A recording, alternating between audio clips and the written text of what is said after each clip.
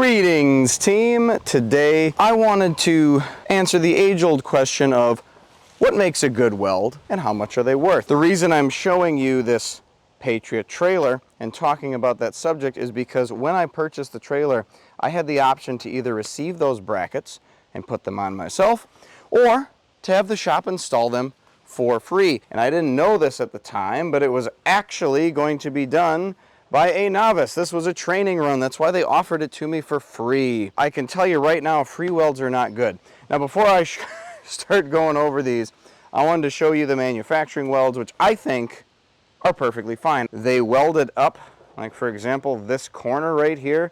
It looks like a single pass with a stick weld. Why I wanted to bring you over here is because this little stitch weld I have here is a weld that I did myself and then spray painted over. I have a gasless MIG welder, which is just a wire with some flux in the center of it. And I put that on there because they tacked it only here, in the middle, and then at the bottom. They also never tacked it on the inside. So I went ahead and put those 3 welds in right here, which is better than nothing. And as you can see, it was starting to flex, but I think they don't weld it on purpose because how this door connects up, it flexes it out over time here, and you kind of have to jam it into place. They also didn't include this linch pin. I was apparently supposed to fend on my own for that. So, seeing that, I thought, okay, got a little bit of work to do. Not that big of a deal. I'll take the free labor. Now, to their credit, it at least doesn't move. The whole trailer's moving with that when I move this. I've done a few runs already with it, so they do hold. So I typically was always of the school of thought of, if the weld does what it's supposed to do, then it's a good weld. But after today, I think I might have to change my tune. Here's one right here. All right. They at least tried to grind a little bit off the top there just to make it flat. We're going to get in there here, don't you worry. And I can get my fingernail under here. I don't even think, right here, they didn't even get it. I think this one is held in by this bead right here, which happens to kind of overlap onto the top here. And they also kind of tickled onto it right there. Let's just walk around. Let's just look. Yeah, they kind of trimmed it up a little bit here. They're like, we'll at least flatten it out for you, right, friend? They went ahead and got the bottom here, barely, and then they trickled into the top a little bit. But this is a tear-off. Like this, I usually don't agree when people look at welds and they go, oh, this is an absolute tear-off. I think they're just rage baiting.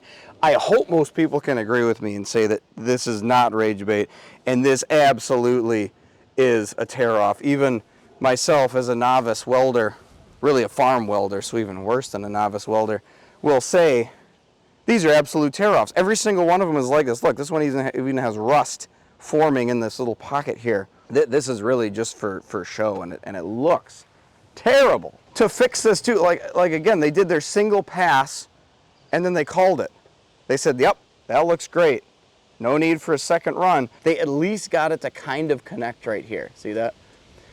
But then completely missed the mark on the top.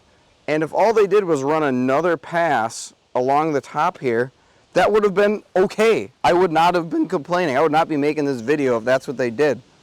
Here we go. This is probably the best one, where they actually got some penetration on both sides at the same time. You can see, I think they got wise. I think they started in that corner and went around, because here's a second pass. Wow. I got 2 passes? Wow, amazing. Never mind that the guy was like afraid of the spark or something, so he was pulling the thing way far away here, but oh my goodness. And this one, oh my goodness, this one, they just gave up. I think they ran out of stick. They didn't even finish the run. It just said, you got one right there. That's good enough.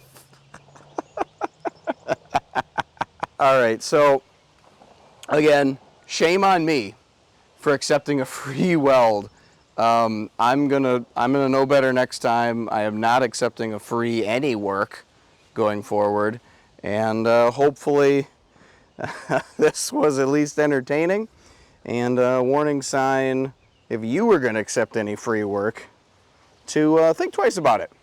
Because you know what? If the free job is going to be as bad as this, you might as well give it a crack yourself, right?